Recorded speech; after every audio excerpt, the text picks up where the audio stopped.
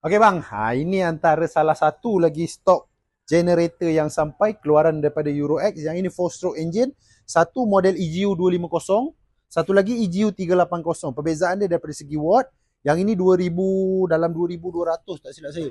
2200 watt, yang ini 3200 watt. Kedua-duanya menggunakan enjin 7 horsepower. Kalau abang tengok daripada interface depan, kedua-duanya boleh dikatakan sama, cuma perbezaan daripada segi watt. Okey, dia datang sekali dengan dua 3-pin plug dekat sini. Okey, dia ada circuit breaker, reset button, dia pakai manual punya voltage meter, bukan digital. On off button dekat sini. Lepas tu untuk control dia punya untuk start dekat sini, untuk choke dekat sini, untuk fuel minyak ada dekat sini. Enjin ni kira enjin bukan yang paling latest punya teknologi lah, paling jenis yang lama punya jenis sistem.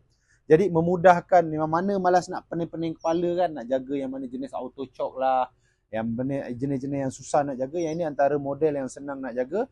Kalau abang beli, dia datang sekali kotak macam ni. Untuk model EGU 2500 ni harga dalam 800 lebih.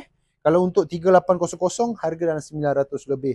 Okey, kalau yang mana nak dapatkan enjin yang macam ni, 4-stroke yang mudah jaga, watt tinggi, abang boleh datang terus dekat Ones Bukit Jalil, Taman LTLT. Okey, cuma dekat sini je yang paling banyak stok generator. Kalau abang pergi dekat Seri Petaling ke, dekat Puchong ke, kalau abang cari generator, dia orang mesti suruh abang datang sini sebab kita yang simpan stok paling banyak. Okey, kita jumpa lagi untuk next video. Assalamualaikum.